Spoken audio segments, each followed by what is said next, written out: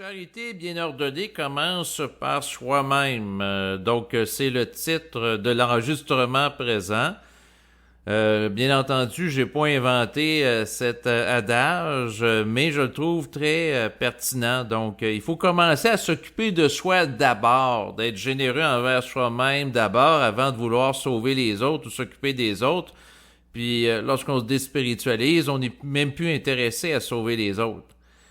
Mais c'est un principe qui n'est pas intégré par tout le monde. Donc, récemment, il y a à peine quelques jours, ça faisait 2 ans qu'ocourt la guerre entre la Russie et l'Ukraine. Donc, au mois de février 2024, ça faisait à peu près 2 ans.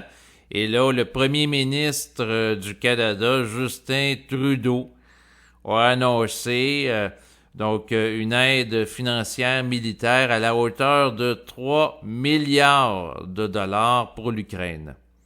Et j'ai été contrarié d'apprendre cette nouvelle, étant donné que, avant de vouloir aider les gens en Ukraine, je pense qu'il y a des problèmes plus urgents à régler par rapport à sa propre population. Parce qu'au moment où on se parle au Canada, il y a des gens, notamment au Québec, qui n'ont pas accès à un médecin de famille. Ils n'ont pas d'accès à un temps d'attente décent lorsque la personne va à l'urgence de l'hôpital. Ensuite, il y a des problèmes d'accès pour des spécialistes. Je peux très bien parler de ça, étant donné que depuis le mois d'août dernier, je tente de rencontrer naturellement un urologue dans le réseau public bien entendu, j'ai pas été recontacté par le réseau, alors que depuis mon enfance, je vais payer des taxes à chaque fois que j'achète des produits dans des magasins. Donc, pour la plupart des produits ici, on est très taxé. On paye environ 15% de la valeur des produits, que ce soit, par exemple, d'acheter un lecteur DVD, acheter une télévision. Donc, les produits sont taxables et par la suite, on n'a pas nécessairement des services de qualité, notamment dans le domaine de la santé, mais il y a d'autres secteurs aussi. Présentement, il y a un problème de pénurie de logements à la grandeur du Québec, ce qui fait augmenter le coût du logement, le coût de l'habitation. Il y a des problèmes d'inflation. Donc, moi, je suis de l'avis que Justin Trudeau, là, en donnant 3 milliards là, en soutien à l'Ukraine, je trouve pas ça pertinent. Je veux dire qu'il commence par s'occuper que la population au Canada là, soit capable d'avoir accès à des soins de santé décents. Ensuite, qu'il règle les problèmes d'itinérance liés à la crise du logement. Puis après ça, là, quand on commencera à arriver, régler les problèmes aussi d'endettement, là, il y a de différents problèmes ici là, qu'il y a à régler, qui commence à les régler. Puis après ça, là, s'il y a un surplus d'énergie ou un surplus d'argent qui s'occupe de vouloir sauver la veuve et l'orphelin un peu partout dans le monde pour faire de l'aide humanitaire, je suis tanné de le voir dilapider les fonds publics. C'est très contrariant comme situation. Ça dure depuis plusieurs années. Peut-être que Justin Trudeau va battre le record de son père, qui avait été également premier ministre du Canada. Pour endetter massivement là, le Canada. On verra bien.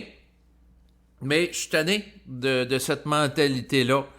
Et est-ce que, objectivement parlant, de donner 3 milliards d'argent à l'Ukraine va les aider? Parce que ça fait plusieurs mois, que ce soit le Canada, la France, la Suisse, les différents pays membres de l'OTAN, ils ont donné massivement de l'argent en soutien à l'Ukraine.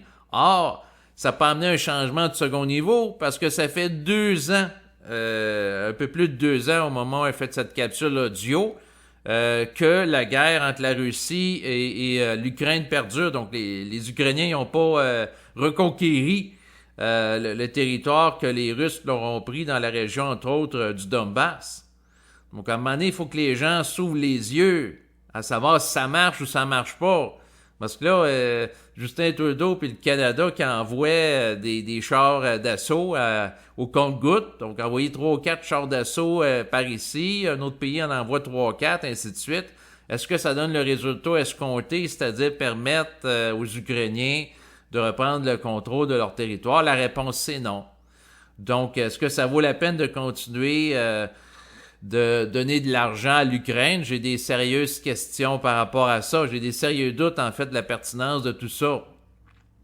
Donc, je ne sais pas exprimer ma contrariété, dans le sens que il y a à peu près 2 ans, c'est-à-dire au mois de mars 2022, d'ailleurs, vous pouvez la retrouver là, sur ma chaîne YouTube, j'avais réalisé une entrevue avec Berthold en relation au moment où commençait la guerre en Ukraine. Et dans le cadre de la discussion, bon, ben, dans le fond, ce qui avait été question, c'est que ça générait un paquet de souffrances. Et il y a beaucoup de souffrances qui sont générées d'une manière inutile. Puis j'avais des sérieux doutes de cette période-là, de la pertinence là, de l'OTAN, là, les pays se mettraient ensemble là, pour donner du soutien au compte-gouttes à l'Ukraine, puis qu'il y aurait une contre-offensive qui permettrait aux Ukrainiens de reprendre leur territoire. J'avais des sérieux doutes par rapport à la nature de l'opération. Et au fil du temps, ben, mes doutes se confirment parce qu'ils disaient « Ah, on va mettre l'économie russe à terre ». Donc, avec une stratégie économique, ça n'a pas fonctionné du tout. Donc, comment dire, il y a des choses que je voyais que ça ne marchait pas il y a environ 2 ans. Aujourd'hui, ça se confirme que ça ne marche pas. Résultat, les pays comme le Canada, la France et les autres vont continuer à donner de l'argent à l'Ukraine, alors qu'en faisant ça, c'est peut-être même leur nuire. Même s'il y a des gens qui m'écoutent qui sont pro-ukrainiens, posez-vous la question si, objectivement parlant, on rend service aux gens en Ukraine en faisant perdurer des souffrances parce qu'on ne permet pas un soutien ou de déployer une force qui permet un changement au second niveau puis de renverser la vapeur. Donc, à un moment donné, il faut regarder qu'à quelque part, ce qui est fait présentement puis depuis plusieurs mois, ça ne marche pas, ça ne fonctionne pas. Donc, c'est une perte de temps. À mon avis, c'est une perte d'argent. Parce que si vous écoutez, par exemple, il y a un gars qui s'appelle Idriss Abrakan, je ne sais pas si je le prononce comme faux, son nom de famille, mais il avait fait, bref, une vidéo très intéressante en disant que ceux qui se disent étant les meilleurs amis de l'Ukraine sont en réalité ses pires ennemis. Pourquoi?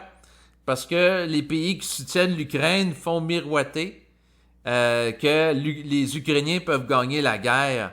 Alors qu'en réalité, c'est pas ce qui se déroule présentement. Donc, le Canada ainsi que d'autres pays sont peut-être une force d'aveuglement. C'est comme dire à quelqu'un qui a des bonnes chances d'aller à l'université, alors qu'il ne se qualifie pas parce qu'il n'a pas les notes pour ça, mais pour des raisons de motivation psychologique, on va dire « Ah ouais, lâche pas, tu es capable ».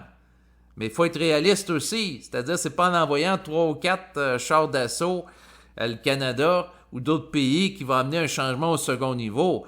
S'il envoyait, par exemple, 2000 chars d'assaut de type Léopard qui appartiennent à l'OTAN, peut-être, mais là, présentement, on n'est pas du tout par rapport à ça. Donc, moi, ce que je vois présentement, c'est qu'un paquet de souffrances inutiles est généré dans une situation de conflit qui gaspille de l'énergie et des fonds publics. Donc, l'Ukraine, ce qu'il faut comprendre, c'est que depuis la guerre, le début de ce que certains appellent la guerre, mais les Russes vont dire que c'est une opération militaire spéciale qui opère, parce que tout est idéologique et jeu de perception. Ça, c'est un aspect que j'aime étudier, dans le sens que, d'un côté, on va parler que il y a 2 ans, là, depuis 2 ans, là, l'Ukraine est agressée par la Russie. C'est des forces d'agression. Et du côté russe, qu'est-ce qu'ils vont dire? Ils vont dire que c'est des forces de libération qu'ils mettent en place par rapport aux gens du Donbass, les séparatistes qui sont agressés par, entre autres, les autorités ukrainiennes. Donc, tout dépendant à quel camp on se trouve, ben, on a une vision polarisée de la situation, naturellement. Et c'est ce qui joue le jeu des idéologies, de l'hypnose de masse. Donc, les gens au Canada, en France, dans les autres pays, en général, sont hypnotisés, sont conditionnés par les médias de masse pour apporter un soutien aveugle à l'Ukraine sans se poser de questions à savoir c'est où ça va l'argent qui est envoyé depuis près de 2 ans. Est-ce que c'est utilisé à bon escient? À qui ça profite? Donc, c'est sûr que les marchands d'armes, c'est les grands gagnants, à mon avis, depuis le début de l'opération, en particulier les producteurs de drones. Et qu'est-ce que j'ai d'autre à dire? C'est qu'au fil de 2 ans, je suis tout le temps désolé de voir que le gros bon sens ne s'applique pas nécessairement ici. Dans le sens que de dépenser de l'argent pour faire miroiter à des gens qui peuvent gagner à la guerre alors que les membres de l'OTAN ne s'impliquent pas sérieusement. Ce que j'entends par implication sérieuse pour amener un changement au second niveau, ça serait d'envoyer des troupes armées en sol ukrainien combattre les Russes. Parce que là, après 2 ans, il y a beaucoup de soldats ukrainiens qui sont morts. Tandis que les Russes sont plus nombreux. C'est parce que là, à un moment donné, ça prend des soldats. C'est bien beau envoyer des obus, envoyer des drones, mais c'est parce que ça prend des gens pour les opérer. Donc, une force militaire physique ou employer des armes en plus grande quantité. Je ne souhaite pas nécessairement cela parce que ça mènerait une escalade qui pourrait nous amener dans une 3e guerre mondiale avec la Russie, naturellement. Mais ce que je voulais dire par rapport à tout ça, c'est que Justin Trudeau est en train d'endetter massivement ma génération, la génération aussi de ma fille, qui est âgée d'1 an, et peut-être les autres d'après aussi, encore une fois, avec des dépenses folles qui ne servent pas à personne. Même quelqu'un qui est pro-ukrainien est obligé de reconnaître après 2 ans que finalement, le soutien, entre guillemets, des alliés, des pays amis qui faisaient... sont venus voir Zelensky, puis dire qu'elle allait donner de l'équipement, puis ainsi de suite, ça marche pas. Ça met pas fin au conflit. Donc, ça donne pas les résultats escomptés. Puis Trudeau, avant de vouloir sauver les autres, là, cette tête de grande spiritualité naïve, qui s'occupe donc des Canadiens. Si des Canadiens qui n'ont pas accès à des soins de santé décents ou qui sont confrontés à une situation d'itinérance ou de pauvreté parce que les prix du logement ou de l'alimentation est plus difficilement abordable, qui s'occupent de ces problèmes-là, et quand on arrêtera d'avoir des déficits et des problèmes d'endettement, à ce moment-là, après ça, là, il fera de l'aide humanitaire, là, puis envoyer du soutien à des pays pour sauver la veuve et l'orphelin, là. Mais c'est qu'il ne met pas les priorités à la bonne place, la façon que je vois les choses. Moi, la façon que je vois ma vie, c'est que à partir de l'argent que j'ai pendant mon mois courant, je m'occupe de payer mon loyer. Je m'occupe aussi des dépenses courantes, là. Donc, le loyer et l'électricité. Ensuite, si j'ai un surplus d'argent, je peux faire une contribution financière à quelqu'un ou envoyer un don, mais il faut s'occuper de soi d'abord, d'être en équilibre. Là, il y a des gens qui sont pas en équilibre, qui mangent pas à leur faim au Canada, puis l'autre, il va dépenser 3 milliards qui s'ajoutent à d'autres dépenses. Je sais que c'est la même chose qui se produit, pourquoi que je parle de ça, entre autres. Je sais que c'est exactement le même scénario qui se produit avec d'autres pays de l'Europe, que ce soit la France, la Suisse, la Belgique. Donc, souvent, les gens sont bons pour vouloir faire de l'aide internationale, mais ils sont confrontés à des problèmes importants dans leur propre pays. À un moment donné, il faut que les gens s'éveillent, il faut qu'ils réalisent que ça n'a pas d'allure, ça n'a pas de bon sens, il faut que les gens contestent ça. Moi, c'est sûr, Justin Trudeau, aux prochaines élections, je ne voterai pas pour lui. Mais si je vote pour Poilievre, est-ce que ça va amener un changement au second niveau ou Poilievre fait partie de l'opposition contrôlée qui est manipulée par les mêmes structures de gens qui, au niveau international, tirent les ficelles pour s'assurer que les politiciens vont mettre des politiques en place qui vont être favorables à différents types de lobbies à caractère internationaliste. Mondialiste, devrais-je dire. Ou si on le prend d'une manière purement occulte, au plan astral. Donc, Trudeau est sous influence de forces qui lui échappent, qui l'amènent parfois à s'échapper, parce que récemment, il avait fait un discours public où il souhaitait la victoire à la Russie. Et quelques secondes plus tard, il s'est rétracté. Il dit non, l'Ukraine. Et tout ça a été enregistré dans les médias, ça a même circulé, là, entre autres, sur le web. Et André Moreau, le philosophe jovialiste, que ça fait plusieurs années que j'écoute ses enregistrements, disait ceci: méfiez-vous de votre première impression, de votre première idée, parce que c'est généralement la bonne. Et sinon, si on le prend sur le plan psychanalytique, quelqu'un va dire qu'il a dit ce qu'il pensait vraiment, puis après ça, pour des raisons de rationalisation, c'est rajouté en disant non, c'est pour l'Ukraine. Mais est-ce qu'inconsciemment, il veut que la Russie gagne sur l'Ukraine? Je ne sais pas. Mais c'est ce qui est sorti en priorité de sa bouche. Après ça, c'est réajusté. Donc, ce petit incident nous témoigne que sa parole n'est pas toujours ajustée. À moins qu'en réalité, l'agenda secret des dirigeants ou de plusieurs dirigeants, c'est que la Russie gagne.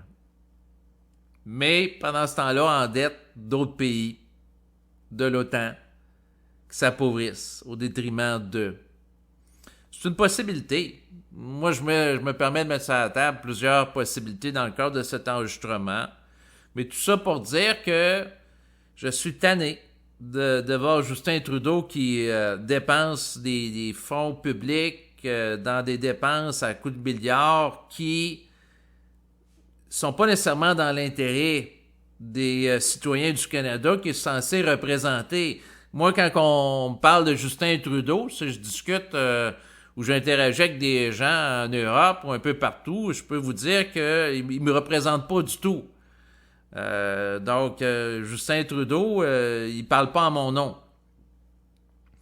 Puis là, s'il fait des discours, puis il dit au nom de tous les citoyens canadiens, nous donnons un soutien à l'Ukraine, blablabla, ben moi, je me dissocie de son discours. Parce qu'il cherche à être inclusif, en voulant dire qu'il parle au nom de tous, alors que c'est pas mon cas. Par contre, ce qu'il faut que vous compreniez, puis je vais essayer d'être clair ici, je ne suis pas pro-russe, bien que je critique ce qui est fait par rapport à l'Ukraine, ni même pro-ukrainien. Je définirais ma position comme étant celle-ci, je suis pro-humain. Donc, je suis tanné de voir l'être humain qui se fait manipuler, autant les Russes qui se font manipuler que les Ukrainiens par une propagande insidieuse, grossière, qui cherche à abrutir les masses et les garder dans un état d'hypnose pour créer un consentement public à des dépenses futiles. D'un camp comme de l'autre, c'est sûr que je suis pas naïf. Pour moi, Vladimir Poutine, c'est un tyran, c'est un dictateur qui manipule les ficelles. Puis Zelensky, à quelque part, cherche à tirer profit de la situation en Ukraine pour aller chercher entre autres de la visibilité médiatique, puis jouer le rôle d'une espèce de sauveur d'un peuple. Et à quelque part, dans les deux cas, c'est pas des gens que j'admire, aucunement. Je vois que c'est des gens qui peuvent être intelligents pour manipuler, l'opinion publique internationale, tirer la couverte de leur côté. Donc, je peux voir dans les deux personnages des stratèges politiques à certains niveaux. Des fois, je doute de leur stratégie, là. Mais tout ça pour dire que je ferai pas tout le temps des enregistrements comme ça. Aujourd'hui, j'avais le goût de faire un enregistrement à caractère politique parce que c'est comme une frustration que j'ai. Tu sais, je suis au Canada, je vis ici, puis c'est comme si mon opinion, comme je sais qu'il y a beaucoup de gens que leur opinion, ils se sentent pas écoutés, c'est vraiment contrariant. Pourquoi que je fais cet enregistrement-là? C'est tout simplement pour la satisfaction personnelle de dire que je suis pas d'accord avec les dirigeants du pays où je me trouve. Je suis pas d'accord avec la façon que j'ai géré l'argent. Puis, je trouve ça stupide, qu'est-ce qui se passe. Peut-être un jour, il y aura des changements. Mais c'était tout simplement pour la satisfaction personnelle d'exprimer mon désaccord. Donc, sur ces mots, je vous laisse. Au revoir.